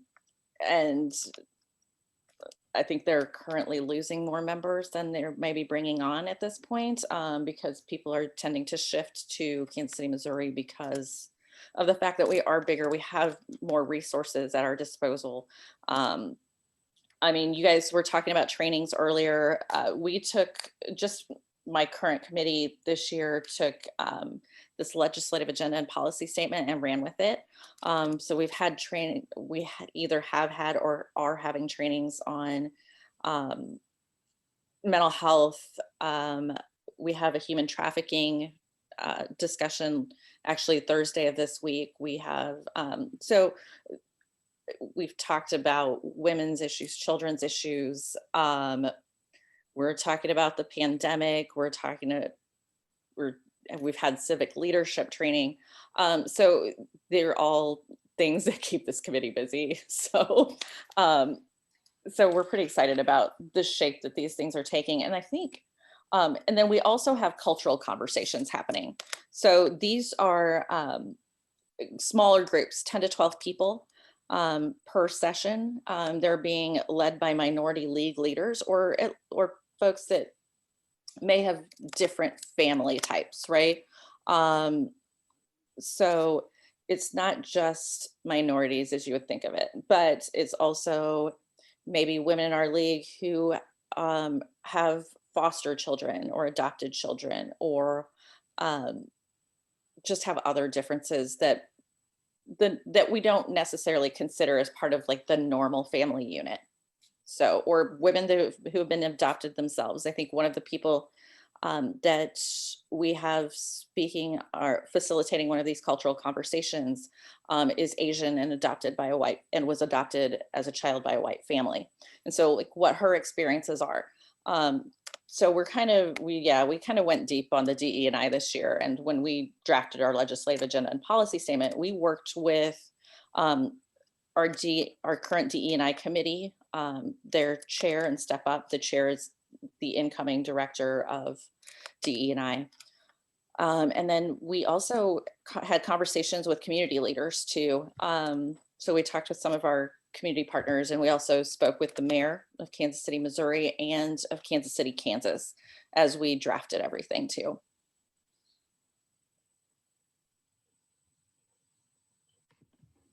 It sounds like you guys have a lot on your plate. Understatements, for sure. Yeah, for sure. I mean, there would be a great way. I mean, I know you've emailed us, you know, some of the advocacy trainings and civic leadership trainings that you've had over this last month, couple months since we've been working together. Is there a way, I mean, do we have, I doubt that you put everything on the Kansas City, you know, website, and, you know, a lot of it's probably internal, but I wonder if it would be great if we had some statewide like training, you know, database or something, or I don't know, because sort of me always having, you know, us always having to go to, you know, Springfield or Kansas City, hey, can you email me this training, you know? But it's just a great resource that I would love to see our members, you know, in St. Joe, especially like be able to, especially this year when everything's online and we've struggled with, you know, having more volunteer opportunities. And but yeah, it's just thinking out loud here. It'd be great if we had some kind of central hub for that. Absolutely. And so Kansas City does record all of our trainings, whether that's just on community conversations and advocacy, or if it's from our general membership meeting committee, or just our general training committee, which does the fun, like the more fun stuff, like the yoga training. And we also did a charcuterie board training too here. So apparently that's a big thing right now.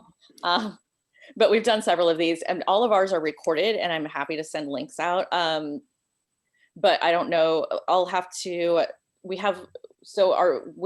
board meets tomorrow, and it's a little too late to get it on the agenda for tomorrow, but we can discuss maybe setting up some sort of database that Springfield and St. Joe, and I don't think we have anybody on from St. Louis, correct, at this point. But we can see if there's something we can set up. Obviously, the resources, there are far more resources sometimes here, just because of the sheer number of volunteers that we have here, to where we can get some other stuff done that maybe you guys don't necessarily have the opportunity to do. So we're happy to open that up. As far as upcoming trainings, I can send you links to all of those, and I can send those to Andrea and Paige if you want those. That's great. Thank you so much. Yeah, absolutely. And I think, yeah, Thank you. we also have food insecurity coming up too. So, Mm. and I think one of you, I think Paige, you guys did that already, right? This year? No, I don't think we've done some diversity and inclusion things, but I don't think we did that specific training. Yeah, we've had multiple DE&I trainings this year.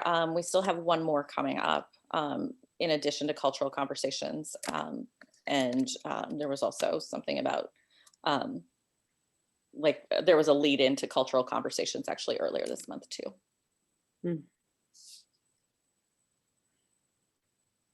And then if I you have want, one more quick question. oh, sure. Sorry, go ahead. Sorry. Oh, I was just Okay, going to say, if sorry, you hurry. want, we can start looking at things for next year and make sure to include you guys on those. Great. Awesome. I have one more question, but I wanted to just check if anybody else on the call would like to ask a question before I ask mine. Going once, going twice. Okay, I was just curious because we're getting ready in St. Joe to do our Little Black Dress Initiative at the end of April. So I was curious about promotional techniques, I guess, for lack of a better word, or ways that you get, ways you, get the initiative out in the community. Because I know it's obviously primarily social media driven, but any tips or ideas that you guys have found have been successful with your initiatives? So for Kansas City, I have to say one of the things that did happen is one of our, actually, she's currently a new member, just like kind of took the initiative and went out there and created a video that we could use. So we kind of got this maybe like halfway into the week as far as LBDI went. But if you could put something together ahead of time, because the response from the video was great. And it just kind of had like a lot of the facts from LBDI all rolled into one, like, I think it was maybe 2-minute long video.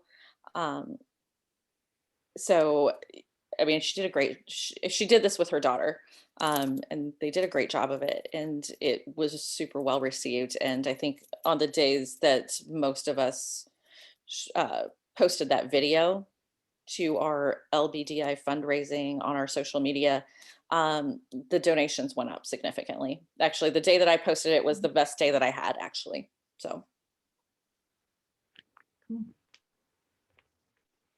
So do you just have it? individual members who just ask for donations? Is that how you're doing it? I mean, because that's a lot of money you guys raise. So I didn't know if maybe you did it differently than we do.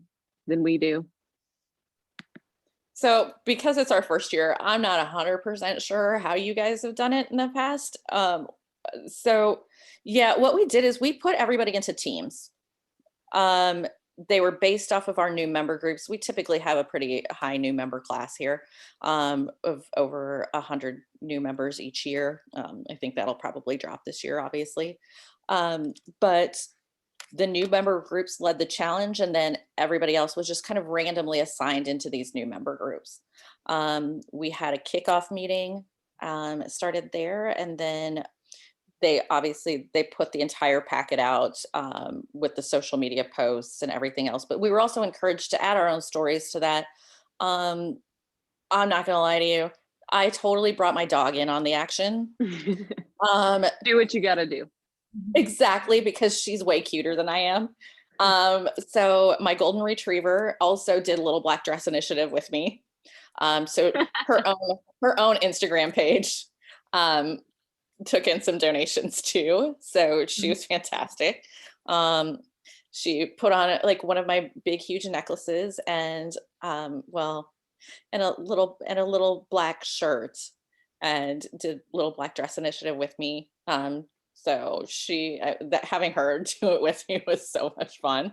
But yeah, I posted for her every day too. So, and cute golden retriever, way better than me, like half asleep trying to post a photo. So That sounds awesome. I mean, hey, dogs are part of our communities too, and very important to them as well. So we should definitely involve them more in a lot of our events. Exactly. And we actually have a community partner here that is an animal shelter. So yeah, did we tag them? Of course. So What about you, Paige? Any advice or things that have worked for you all for the LBDI initiative in the past? Courtney, do you want to answer that one? Yeah. We actually, this has been one fundraiser that we have struggled with for the last couple of years, to be honest. When our first year, we did it really well, and we really kind of just did it on a whim. I'm not sure if COVID really had us down in we did ours in early February, and I think most people are still working from home. It was kind of hard to think about wearing a dress. Everyone's still wearing their, comfy clothes, and it was just seemed hard this year. It was not as successful as we had hoped.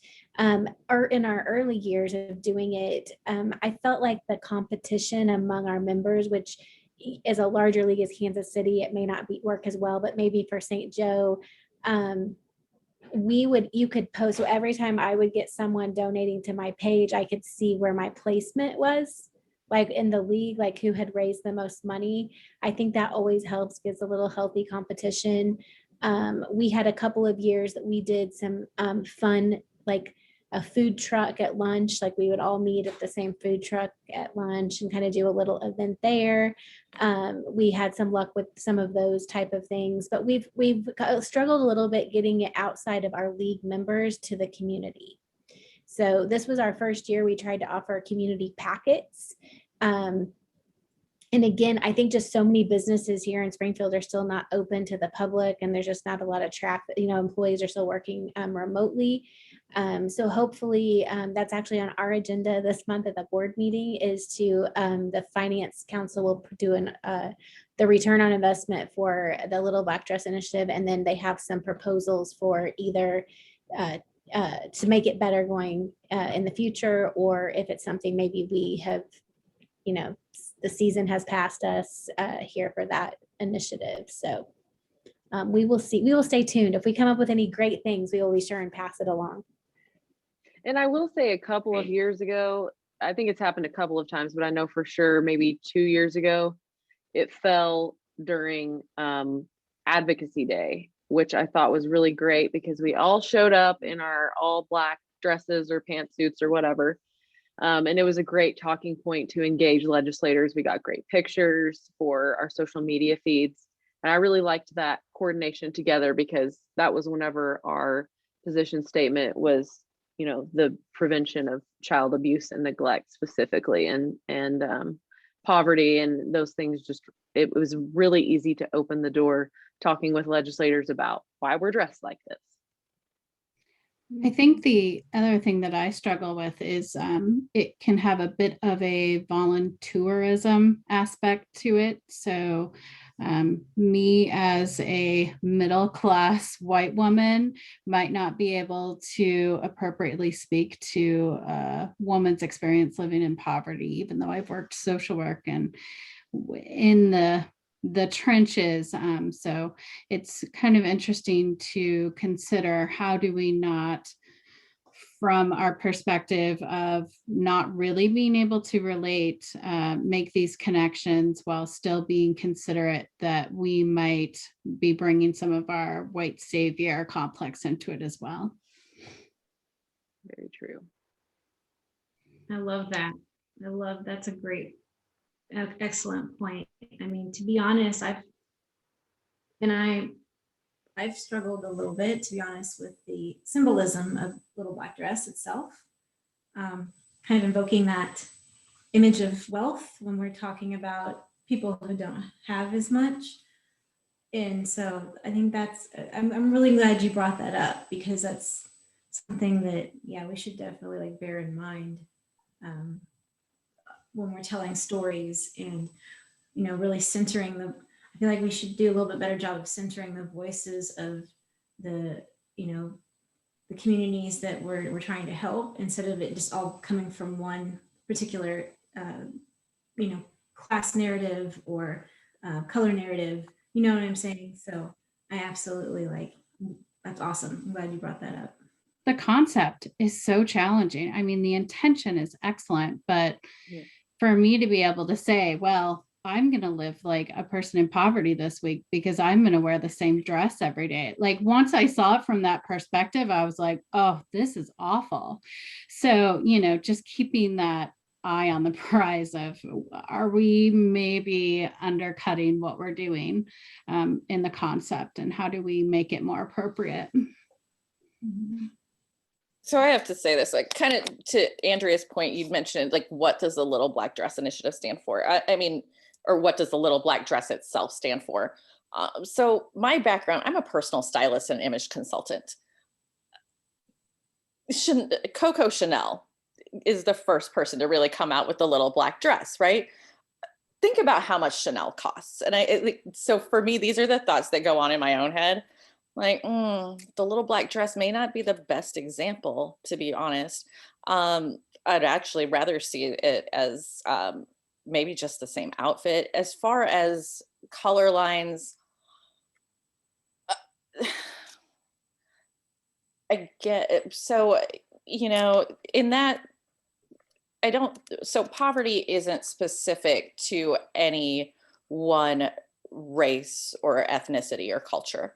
It can be white or Caucasians just as easily as it could be Black, Latino, or Asian, or whatever, or anything else out there.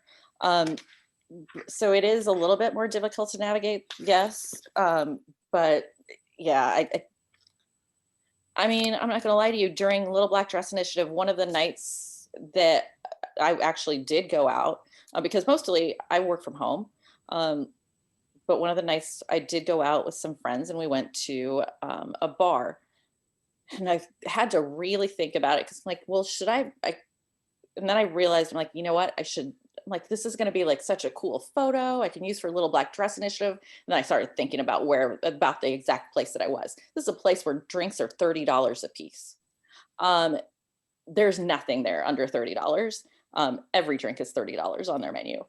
So this is probably not the best place, and it would seem tone deaf for me to post from this place. So I didn't do it. But yeah, I mean, I think also being just cognizant of where you are. And I mean, I took a lot of my photos. When we started LBDI, I actually was stuck in Colombia. My dad had COVID. And so I was stuck there taking care of him. I obviously did not I was only supposed to be there for a week, right? So I didn't bring enough stuff to have dressed for LBDI starting the week that we did. So for me, it was a little bit tough, right? Because like, oh, well, and in fact, in that sense, I kind of almost did, even though my own closet is filled with stuff. I mean, I'm a personal stylist at the end of the day. I was working with a limited wardrobe, and I'm like, okay, well, I have a pair of black jeans with me and this black top, and that's it. And so that's what I had to roll with the entire time. So it was, but yeah, it was tough. And I think that it's hard to, I mean, let's be honest, most of us as league members probably have not lived in poverty ever. I mean, certainly I know here in Kansas City, we have some, I'm sure your leagues have others who have as well, but it's difficult to kind of have that conversation, which is why for the most part, I stuck to the, social media posts that were already out there, but always being cognizant of where I'm posting from and what I'm in front of when I'm posting. So like, you probably don't want to be in front of your big screen TV or, in posting from a bar where drinks are $30. or anything like that. And so I mean, I did a lot of my posts from outside. So from my backyard, because my backyard actually backs up to a train track too. So, I mean, I don't live in like the nicest neighborhood in Kansas City by any means. I live in a townhome in South Kansas City. I bought this thing for 90 some $1,000 21 years ago. So it's not fancy by any means. It's 2 bedrooms. But yeah, it was hard, especially. And then, you know, that first week I'm at my dad's house, and that place is much nicer than my own. Like, okay, where do I post from here? So if I like the most nondescript room I can find, or just like stand in front of the door.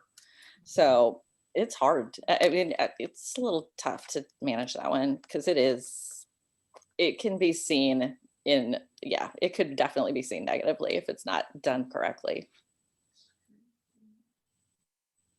Yeah, and I don't know if this has ever been discussed before, you know, I mean, and I kind of introduced it to our junior league in St. Joe a few years ago, and I didn't even think of it at the time. And yeah, it's something I've kind of struggled with the last couple of years. So I'm so glad we had this conversation, because I wanted to ask you, you know, these Paige and Ash later, if we talk your perspectives on it. So this is a lot of good ideas and good thoughts. Because we'll probably discuss it at our next board meeting in St. Joe. So yeah, awesome. Well, I think we thought we were going to be done at 1:30 today and end early, so we ended up going all the way to 2. So thanks to everybody who's stuck around, and you know, for your time, and I hope you learned some things and it was enjoyable. It was worth your time. I would say, if y'all have any, questions for, you know, each other's leagues, I don't know, I guess maybe I don't know how I would do this, like distribute. I don't know if you want to drop your email, and I'm just going to drop my email in the chat. If you have any questions about what we talked about, like about St. Joe, or feel free to shoot me an email. And if you, Paige or Courtney or Ash, would like to drop your email in the chat there, and then we can go ahead and end our luncheon here and go on with our day. Yeah, and Paige, Ash, thank you so much for your collaboration and the work. Getting to know you was great. We had some fun Friday nights. You know, what else are we We'll gonna have do to meet Friday night? one of these days. Yeah, I agree. We'll have to do that Friday. It was great chatting with you, and hopefully next year the public affairs chairs can connect earlier on in the year. I know every year it's such a struggle, because people are emailing and they're like, who's the chair of whatever the league is, you know, whatever the committee is called at St. Louis or St. Joe or Kansas City, and so it's always like this wild egg hunt to try to figure out who we're supposed to even be talking to. So maybe now that we know each other, we can at the end of the year introduce our new chairs so that they'll know who to contact, instead of wasting that time, you know, trying to figure out who that person is. Right. Agreed. And my incoming chair is on here anyway too. So That's perfect. Yeah. so but I'll send you guys an email with her contact information in it too. Great. Cool. And also, Andrea, thank you so much for being our fearless leader. Yeah, Andrea, thank you. You did such a good job organizing and hosting, and the questions to Crystal and keeping us on schedule. Great job, you guys. I appreciate both of you. Thank you. Thanks. Likewise. We appreciate you too. Thanks. Okay. Have a good day. Bye. Bye, guys. Bye.